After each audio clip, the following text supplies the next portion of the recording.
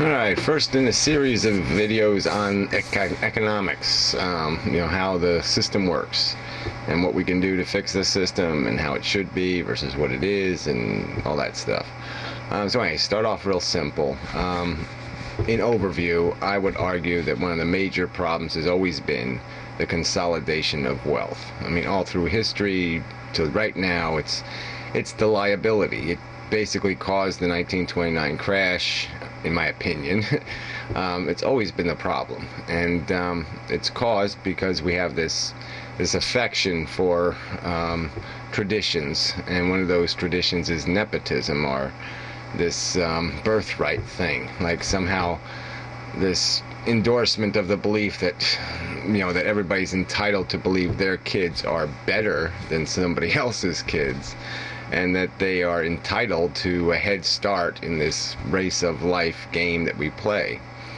I would certainly argue to the people who are really hard right-wing free marketeers that notion is just kind of silly. I mean, how do you have a fair and free competition if you're starting people off on all kinds of stages down the track?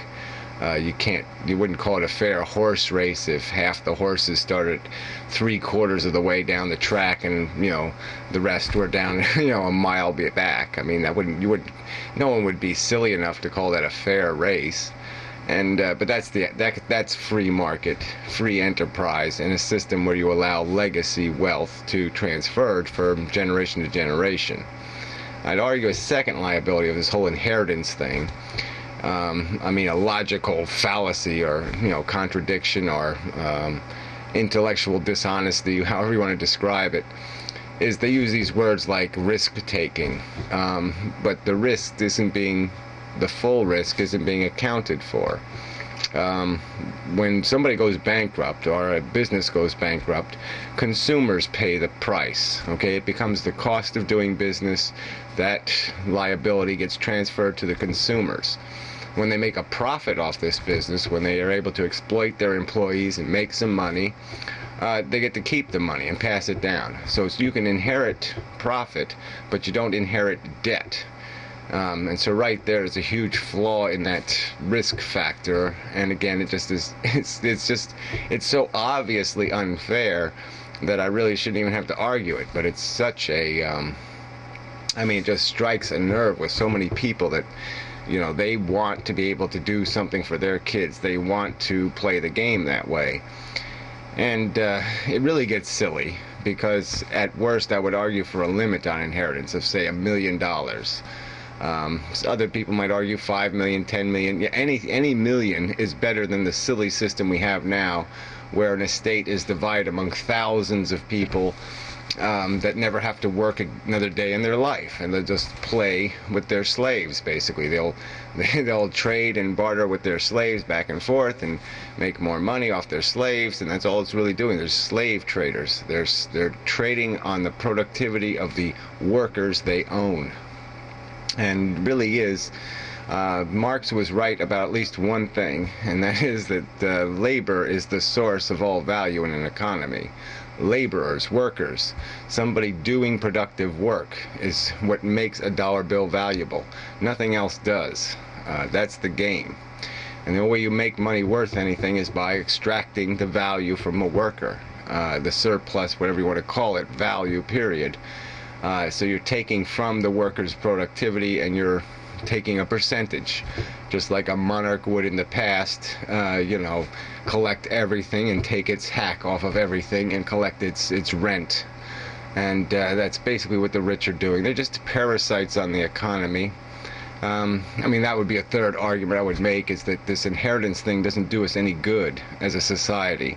You don't create productive workers by giving them a free ride. You don't give them any incentive to work. You give them incentive to play the system, to insider trade, to create Enrons, tycos, to do all kinds of game playing, but you don't give them any incentive to do any productive work for society.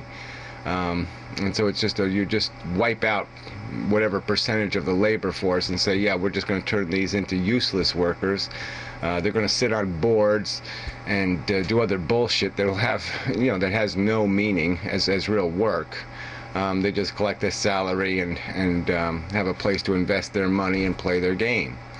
So it's really, I'd hate to say that it's the whole cause, but basically, if you fix this inheritance thing, this stupid, myopic devotion to this idiotic premise that one parent's children are better than another parent's children, or that there ever should be something called a birthright in the human condition, if you just could let go of that, I mean, you could probably fix all of the problems of the economy. I mean, I would almost say that you almost don't have to worry about everything else, because nothing else could ever get out of control if you prevent the legacy wealth liability.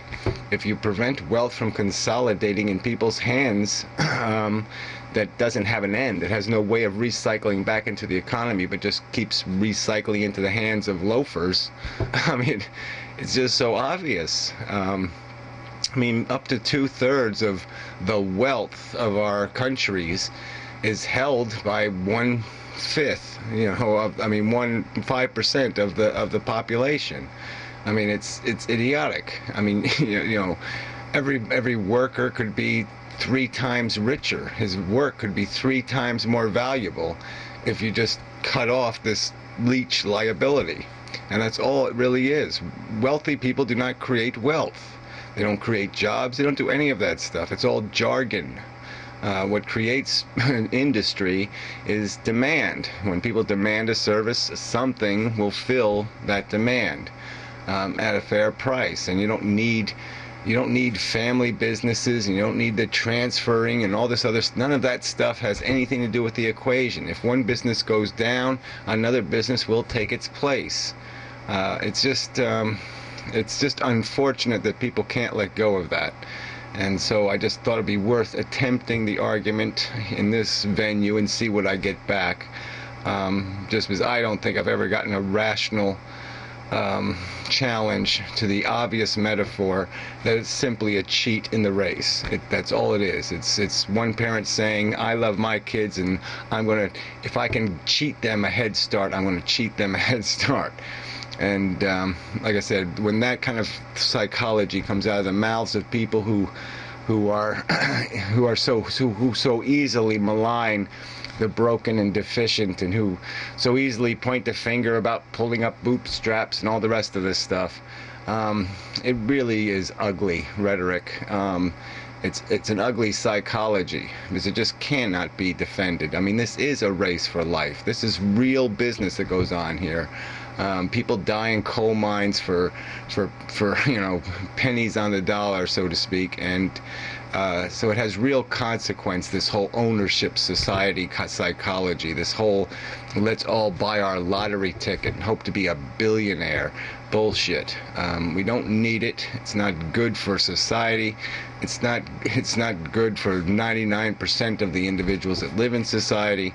It's just bad business, and it can't be defended as rational economic theory, because it doesn't produce anything. It doesn't produce more incentives. It doesn't produce people. It wastes a lot of highly educated people. There's lots of people go to Harvard, and then they take that Harvard education and play golf for the rest of their life with it. I mean, it's just idiotic to think that goes anywhere.